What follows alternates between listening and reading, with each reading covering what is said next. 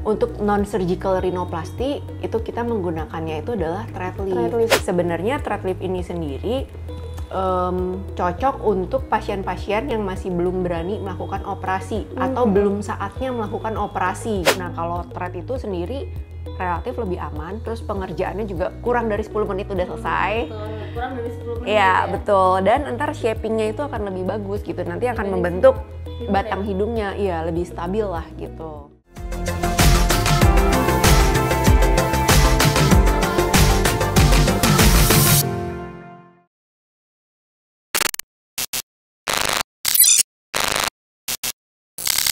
Hai teman-teman Behind Beauty Podcast, balik lagi bareng aku Nafila. Di Behind Beauty Podcast kali ini di samping aku udah ada Dokter Vera nih. Hai dok. Hai, apa kabar dok? Nafila, baik, makasih. Liburan kemana nih dok? Oh, nggak kemana-mana. Nggak kemana-mana. Biasa aja, di rumah aja. Yang penting kan kita tetap harus jaga prokes ya, karena Iya, COVID bener. sekarang lagi naik juga. Ini kita juga sebelum syuting semuanya udah di apa dok namanya? Dicek. Ya dicek kesehatannya semuanya ya dok Ya, ya. kita sudah cek antigen tentunya.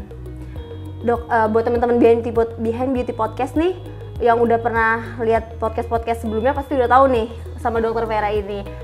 Dan kalau udah lihat Dokter Vera udah mulai bayang-bayang nih kepikiran mau bahas apa gitu. Dokter Vera ini ahlinya di thread lift nih teman-teman. Jadi Behind Beauty Podcast kali ini kita akan ngebahas tentang thread lift. Sebenarnya sebelumnya kita udah pernah bahas ya dok ya. Iya benar. Tapi di Behind Beauty Podcast sebelumnya kita bahas juga sekalian sama filler dan botox. Mungkin teman-teman yang mau lihat konten tentang botox dan filler juga bisa lihat yang podcast sebelumnya ya dok ya.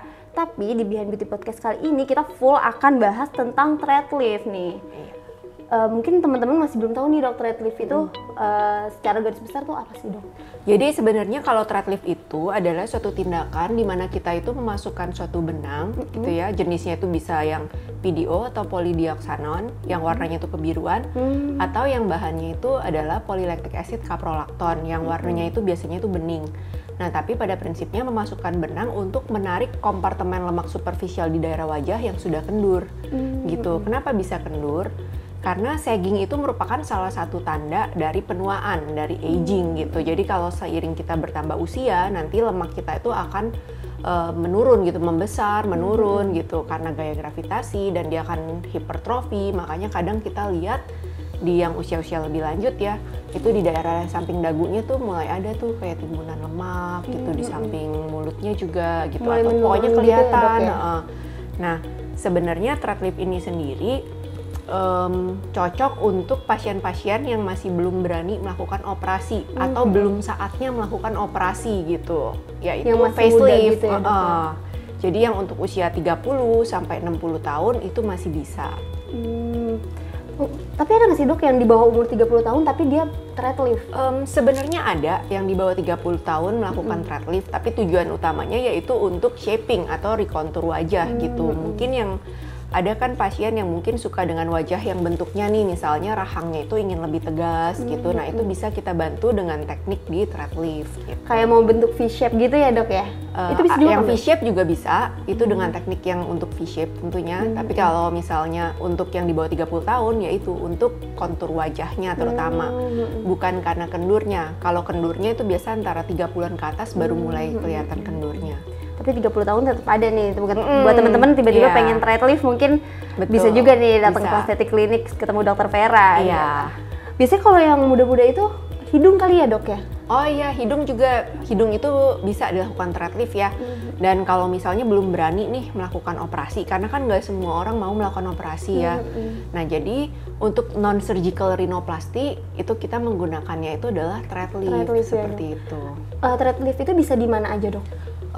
Terutama sih di daerah wajah ya, daerah pipi misalnya, kemudian hidung, kemudian di daerah double chin, daerah leher. Oh gitu. double chin juga bisa ya dok ya? Tapi sebenarnya banyak juga nih di luaran yang melakukan misalnya di daerah lengan untuk mengecilkan lengannya. Oh bisa juga dok? Iya, kemudian juga di payudara gitu ya mungkin ya, walaupun hasilnya menurut saya mungkin kurang signifikan ya. Karena kenapa? Tarikannya itu mungkin tidak semaksimal kalau dilakukan operasi gitu, karena kan lemaknya juga banyak gitu. Sedangkan kalau daerah wajah itu biasanya itu lemaknya itu masih lebih sedikit lah dibandingkan daerah-daerah misalnya di daerah lengan atau di daerah perut. Ada juga yang di perut gitu. Kalau di lengan tuh tarikannya dari mana ke mana dok? Jadi untuk mengecilkan lingkar lengannya gitu. Oh, mengecilkan. Iya, biasanya. Kalau di bagian hidung itu lebih baik thread lift atau filler deh? Kalau saya sendiri prefernya sih thread lift ya untuk daerah hidung. Kenapa? Pertama, resikonya itu lebih kecil dibandingkan dengan filler. Nah, sebenarnya filler itu nggak benar-benar diindikasikan untuk daerah hidung gitu ya. Tentu option paling utama operasi ya, rinoplasti yang operasi gitu. Tapi kalau misalnya masih belum berani atau maksudnya masih belum mau, nah itu kita bisa consider tadi thread lift.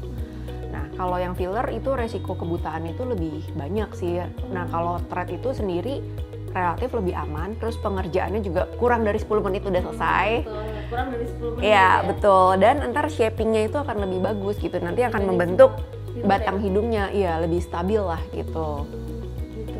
Mungkin teman-teman kalau misalnya nggak mau operasi juga, belum berani operasi juga karena masih beraktivitas ya dok ya kan? Iya, kalau operasi itu downtime-nya lebih lama. Iya. Sedangkan kalau thread lift bisa langsung beraktivitas ya dok? Tentu bisa langsung beraktivitas dan downtime-nya kalau habis thread lift itu nggak nyampe seminggu sih kalau hidung ya. Malah lebih cepat dibandingkan daerah wajah. Kalau daerah wajah mungkin downtime itu 1 sampai 2 minggu gitu kan.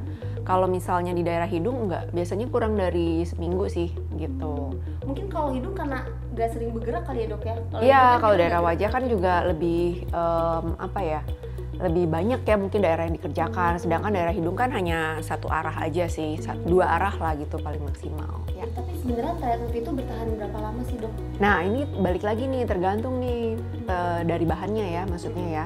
Kalau yang tadi saya sebutkan, misalnya bahannya yang warna biru, yang PDO, itu ketahanannya rata-rata 6 bulan sampai 1 tahun. Nah, ya, dok, lumayan.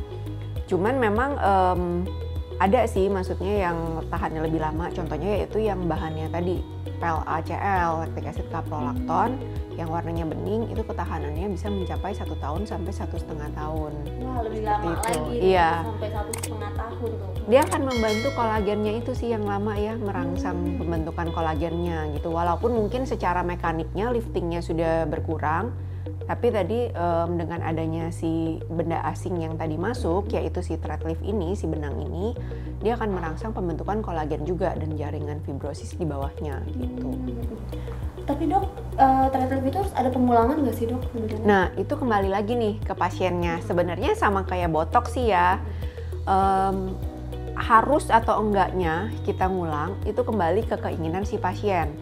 Sama seperti misalnya pasien yang setelah melakukan botox, dia udah terbiasa nih melihat wajahnya tidak ada kerutan misalnya.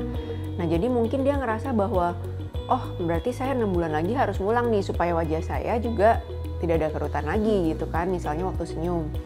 Nah tapi kalau pasiennya lagi maksudnya nggak kepengen ngulang gitu, itu juga nggak masalah. Jadi nggak ada kewajiban. Wajahnya kembali seperti semula gitu ya? Betul, kembali seperti semula, tapi bukan berarti kembali menjadi lebih buruk daripada sebelumnya ya, gitu. Tapi dok, thread lift itu kan tahannya 1 sampai 1,5 tahun nih dok. Ada tipsnya nggak dok biar tahan lamanya?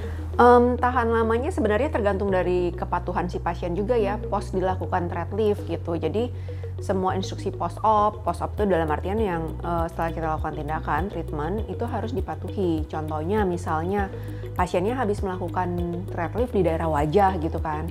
Nah biasanya dokter akan menyarankan nih, nanti ekspresinya jangan terlalu berlebihan dulu ya selama misalnya 1 bulan pertama.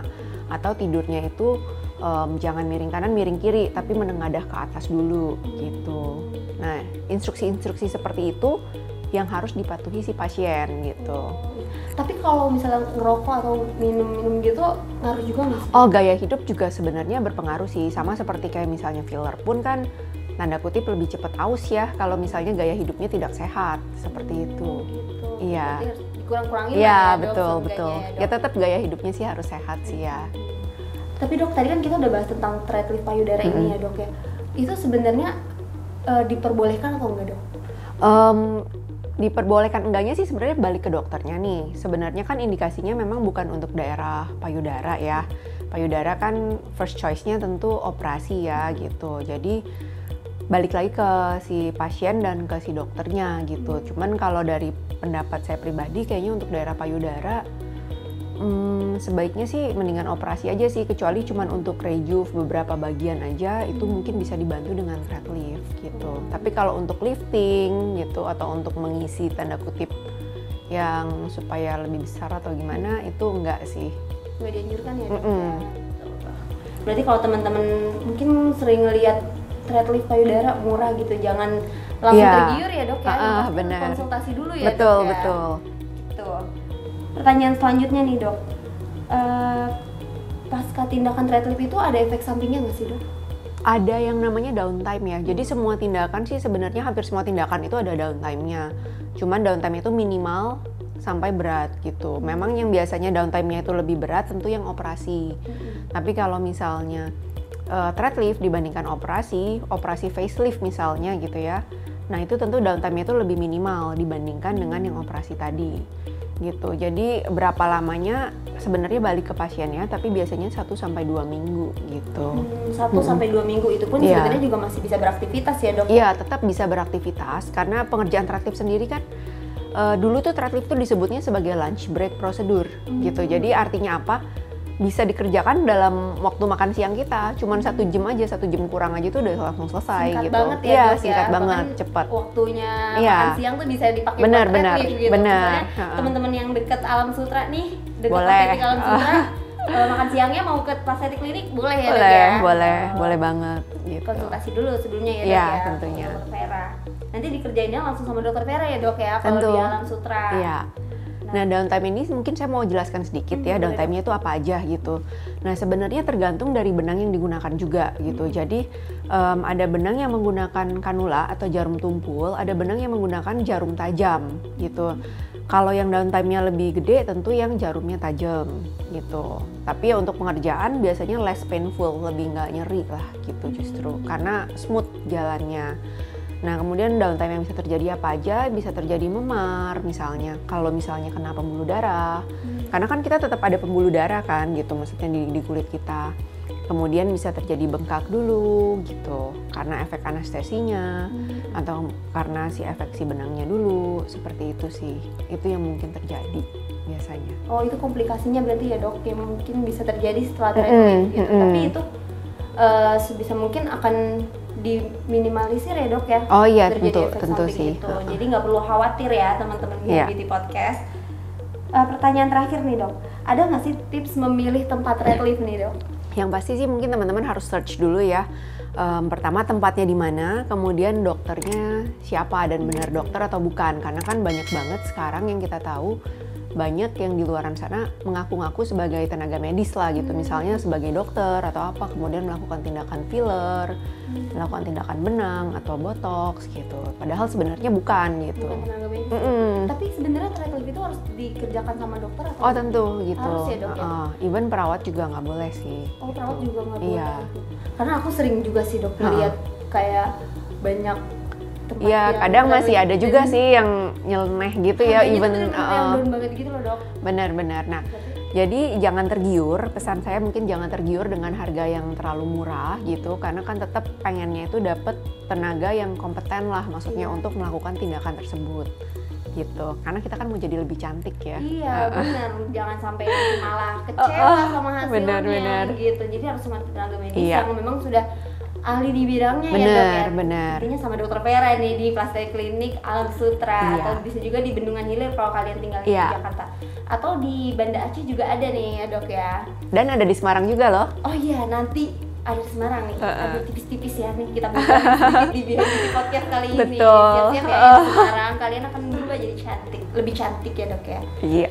Nah itu dia dok, tadi pertanyaan terakhir dari aku. Terima kasih ya dok udah meluangkan waktunya nih untuk sharing-sharing di Behind Beauty Podcast. Semoga nggak bosan-bosan ya dok ya. Oh enggak lah. Udah 3 kali nih kita podcast bareng Dokter Vera. Mungkin temen-temen juga udah seneng banget nih kalau udah ada Dokter Vera, udah cantik gitu, mau sharing di Behind Beauty Podcast ya dok. Thank you ya Nafila. Atau mungkin misalnya teman-teman nanti punya ide untuk ngebahas tentang apa, bisa tuh ya kan komen di IG dulu. Atau bisa juga DM ke Pastetik Klinik. Iya benar, ide-idenya nanti akan ditampung kan oleh tim Pastetik Klinik ya. Kita akan bahas nih di Behind Beauty Podcast atau di konten-konten lainnya. Iya. Terima kasih ya buat teman-teman yang udah nonton atau dengerin Behind Beauty Podcast. Sampai jumpa di podcast selanjutnya. Dah. Thank you teman-teman. Semoga sharing kali ini cukup membantu ya. Sampai ketemu di sesi berikutnya. Dadah.